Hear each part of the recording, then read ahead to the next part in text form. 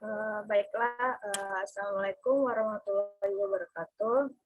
Yang terhormat Ibu Tia Ayun Ningrum dan teman-teman yang berbahagia. Puji syukur kehadirat Allah SWT yang telah memberikan rahmatnya sehingga kita dapat melaksanakan presentasi pada hari ini. Tak lupa, salawat berserta salam kita haturkan kepada Nabi Muhammad SAW yang telah membawa kita dari zaman kegelapan menuju zaman yang terang benderang seperti sekarang ini. Baiklah, untuk mempersingkat waktu, izinkan saya, Syaira Irba, selaku moderator membuka presentasi pada hari ini. Di sini kami beranggotakan 7 orang. Yang pertama ada Alvin Okstari dengan NIM 245038. Yang kedua ada Fitria Nurul Aziza dengan NIM 2333128. Yang ketiga ada Haifa Nur Sipa dengan NIM 2333010. Yang keempat ada Hanifah Fauzia Azmi dengan NIM 2333130. Kelima ada Nadia Kurniawati dengan NIM 245055. Yang keenam ada Putri Rahayu dengan NIM 2333146 dan yang terakhir ada saya sendiri dengan NIM 2333158. Di sini kami akan membahas tentang administrasi pendidik dan tenaga kependidik.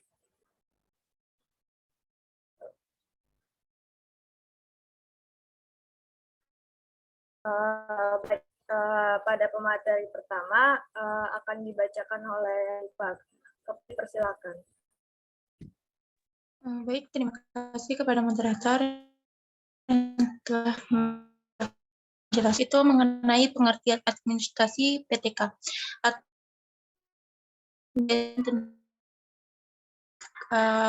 Yang pertama kali kita harus mengenal apa sih istilah dari personil itu. Istilah dari personil itu di sini hanya untuk golongan para guru seperti pegawai lainnya juga. Lalu setiap kelompok personalia tersebut mempunyai tugas serta tanggung jawab masing-masing dan mempunyai kerja yang jelas. Lalu administrasi personalia itu merupakan serangkaian proses kerjasama mulai dari perencanaan, pengorganisasian, penggerakan, dan pengawasan dalam bidang personalia dengan mendayagunakan sumber daya yang ada dan efisien, sehingga semua personil sekolah menyumbang secara optimal bagi pencapaian pendidikan seperti di sekolah yang telah ditetapkan. Lalu administrasi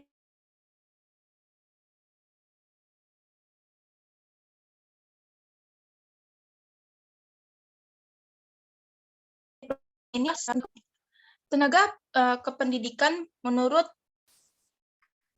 PP nomor 38 tahun 1900 masyarakat yang mengabdikan diri secara langsung dalam penyelenggaraan pendidikan.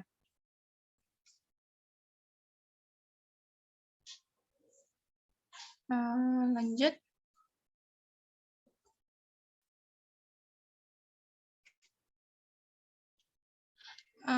Lalu untuk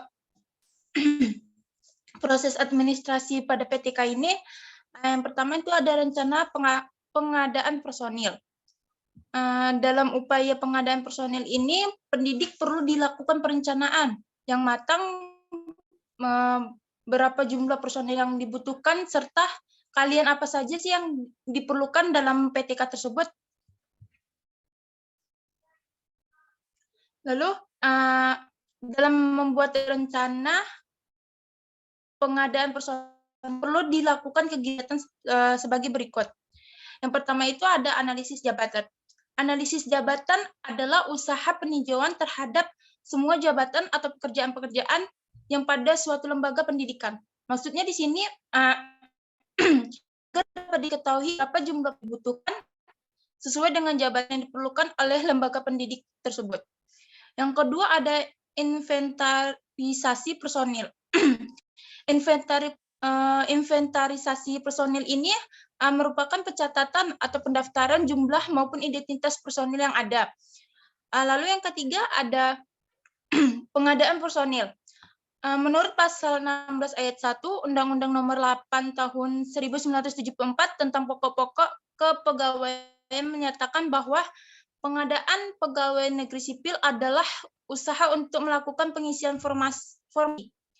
Perencanaan personalia mencakup jumlah dan jenis atau keterampilan atau keahlian orang.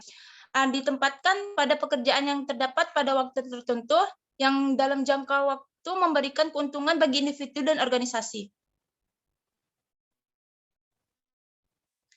Lalu yang B-nya ada penataan pengangkatan dan penempatan calon pegawai atau personil. Agar para personil dapat melaksanakan tugasnya dengan tepat dan berhasil, perlu ditata dengan memperhatikan beberapa hal seperti berikut. Yang pertama adalah latar belakang pendidikan, ijazah, keahlian, dan interes kerja, pengalaman kerja, terutama yang diminati atau yang telah ditekuni. Dalam pengalaman kerja ini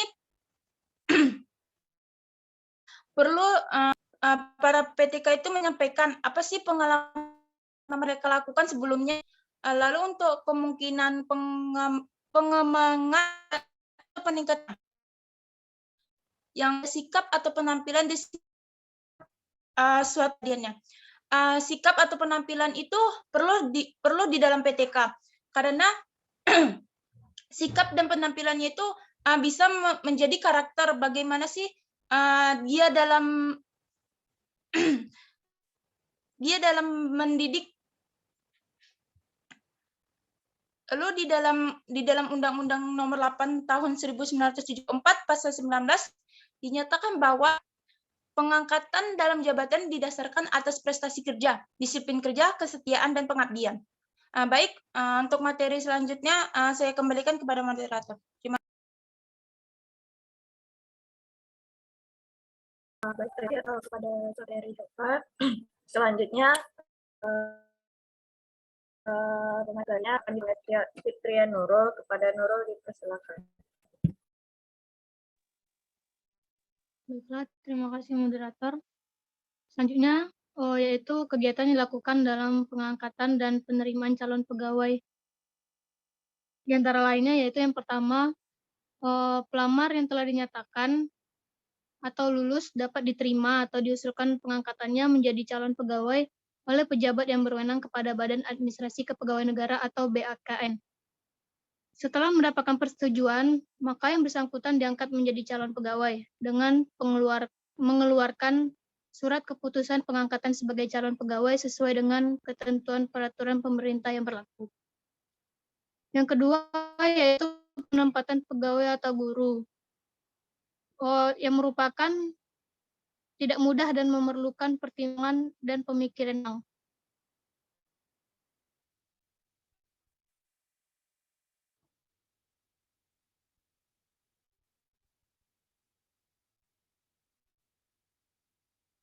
Nah, di sini dijelaskan ada beberapa kesulitan dalam penempatan pegawai. Yang pertama, pada umumnya pegawai memilih tempat bekerja di kota dan ingin melanjutkan pendidikannya kepada jenjang yang lebih tinggi lagi. Yang kedua, pegawai enggan di tempat jauh dari kota, dikarenakan sarana dan fasilitas tidak sehingga kekurangan daerah tersebut. Yang ketiga, adanya kecenderungan semakin banyaknya siswa-siswi yang masuk ke sekolah, guru yang tidak sebanding dengan siswanya. Yang keempat, belum ada perencanaan yang matang dalam penempatan pegawai atau guru, sehingga tidak terpenuhi jumlah guru sesuai dengan yang dibutuhkan. Dan yang kelima, adaptasi kepegawaian yang birokratis sangat menghambat kelancaran prosedur pengangkatan dan penempatan guru atau personil punya.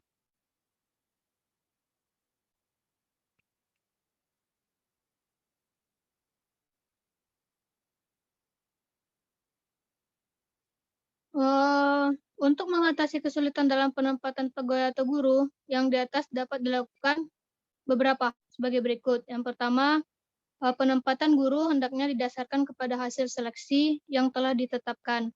Dan yang kedua, disesuaikan dengan kebutuhan sekolah yang bersangkutan. Yang ketiga, jarak tempat tinggal guru dengan sekolah tidak begitu jauh atau tidak begitu sulit untuk datang ke sekolah. Yang keempat, perlu dipertimbangkan jenis kelamin dan status untuk sekolah tertentu. Dan yang kelima, latar belakang pendidikan dan pengalaman sebelumnya dipertimbangkan. Saya kembalikan kepada moderator.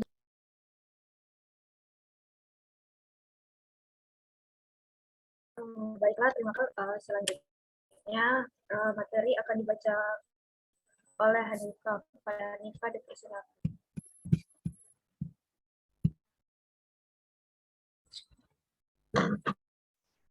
Baiklah, terima kasih kepada moderator.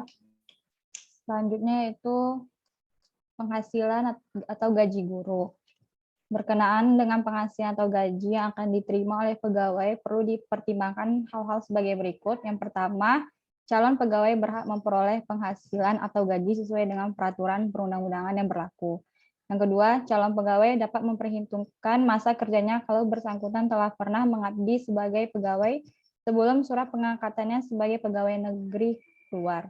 Yang ketiga itu hak gaji tersebut mulai berlaku pada bulan calon pegawai yang bersangkutan secara nyata melaksanakan tugasnya.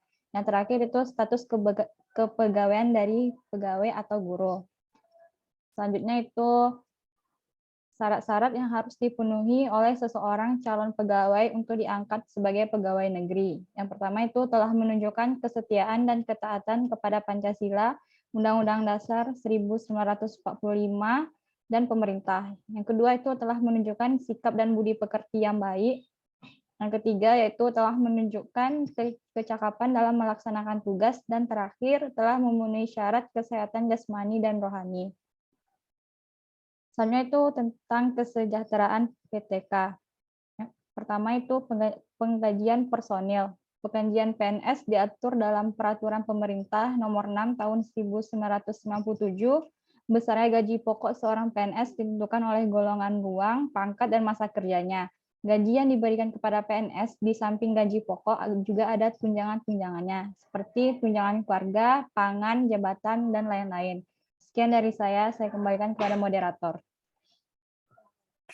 Baik, terima kasih Saudari Hanifah.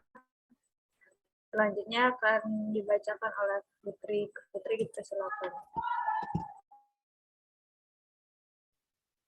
Baik, terima kasih moderator. Selanjutnya yaitu tipe 1 Peraturan Pemerintah Nomor 24 Tahun 1976 adalah keadaan tidak masuk kerja yang diizinkan dalam jangka waktu tertentu. Jenis cuti PNS menurut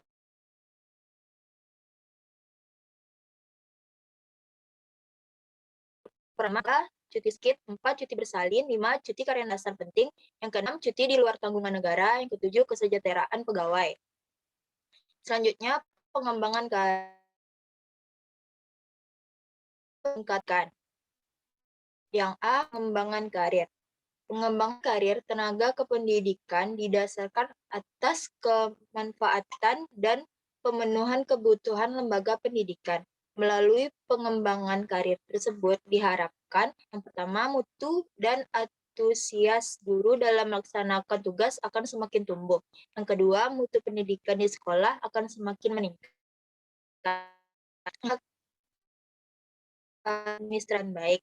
Yang keempat, pelaksanaan bimbingan dan penyuluhan terhadap peserta didik akan semakin baik. Yang kelima, hubungan antara guru dengan peserta didik, guru dengan kepala sekolah, serta antara sekolah dengan sobat akan dapat. Yang B, beberapa aspek yang perlu diperhatikan dalam pengembangan karir tenaga kependidikan antara lain yang pertama pemahaman akan tujuan pendidikan dan pengajaran secara jelas dan konkret. Yang kedua, kemampuan untuk memilih badan pengajaran. Yang ketiga, kesanggupan untuk memahami problem, minat, dan kebutuhan dalam proses belajar anak. Yang keempat, kelangsungan untuk mengorganisasi bahan dan pengalaman belajar yang ada atau yang dipunya. Baiklah, sekian dari saya kembalikan ke moderator. Baik, terima kasih Putri. Selanjutnya materi akan dibacakan oleh Alvin. Kepada Alvin dipersilakan.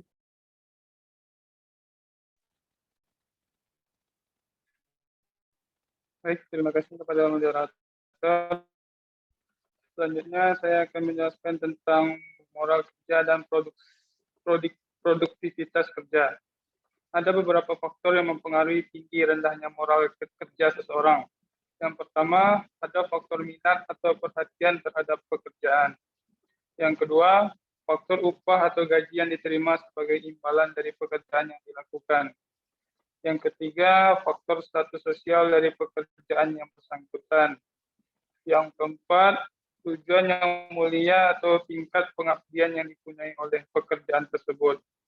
Selanjutnya, yang terakhir ada faktor suasana kerja dan faktor hubungan kemanusiaan yang ada pada pekerjaan yang bersangkutan.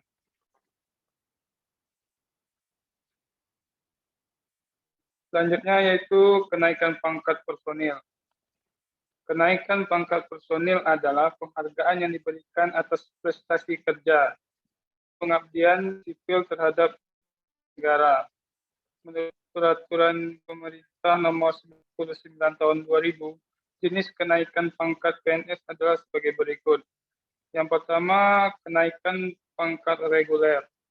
Yang kedua, kenaikan pangkat pilihan. Yang ketiga, kenaikan pangkat numerta. Yang keempat, kenaikan pangkat pengabdian.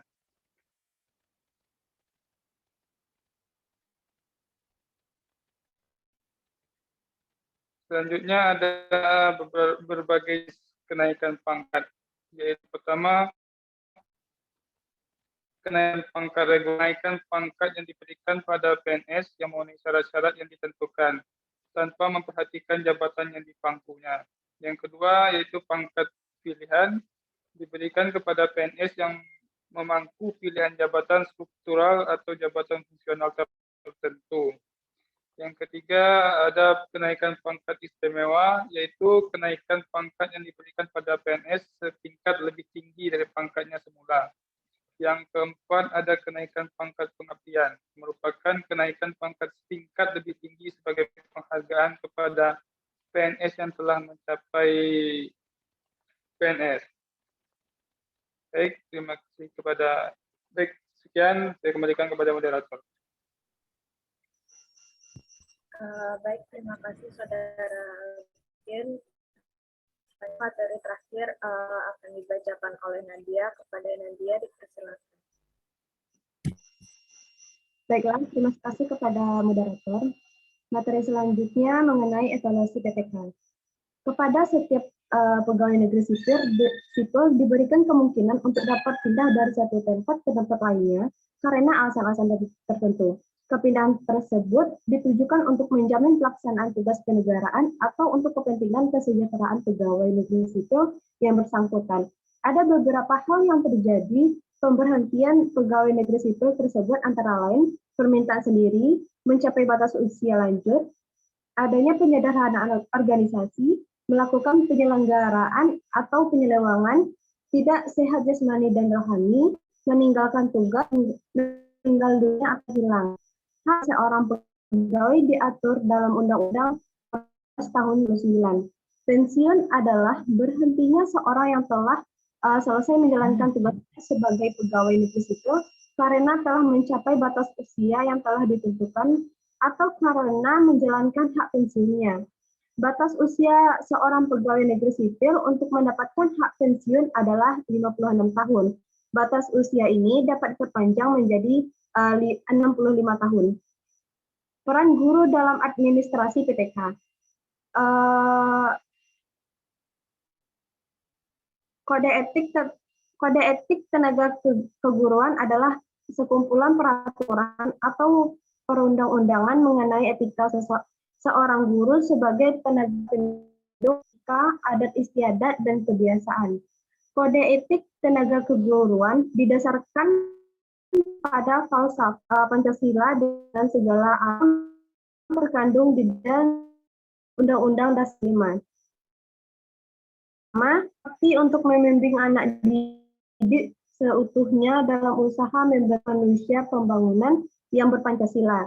Yang kedua, guru memiliki kejujuran profesional dalam menerapkan kurikulum sesuai dengan kebutuhan didik masing-masing. Yang ketiga, guru mengkomunikasikan informasi tentang anak didik dan menghindari segala bentuk penyalahgunaan kekuasaan dan wewenang. Yang keempat, guru menciptakan suasana kehidupan sekolah dan memelihara hubungan dengan orang tua murid sebaik-baiknya bagi kepentingan anak didik. Yang kelima, guru memelihara hubungan baik dengan masyarakat di sekitar sekolahnya maupun masyarakat yang lebih luas untuk kepentingan pendidikan. Yang keenam, guru secara tersendiri atau bersama-sama berusaha mengembangkan dan meningkatkan mutu profesinya. Yang ketujuh, guru menciptakan dan memelihara hubungan antar sesama guru, baik berdasarkan lingkungan kerja maupun dalam hubungan keseluruhan.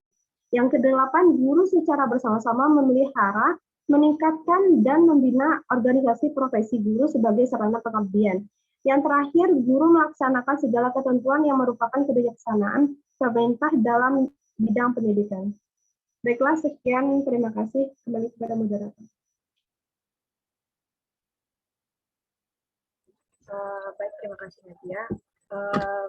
Baiklah, sekian presentasi dari kelompok 3. Apabila ada kesalahan, wassalamualaikum warahmatullahi wabarakatuh. Waalaikumsalam warahmatullahi wabarakatuh.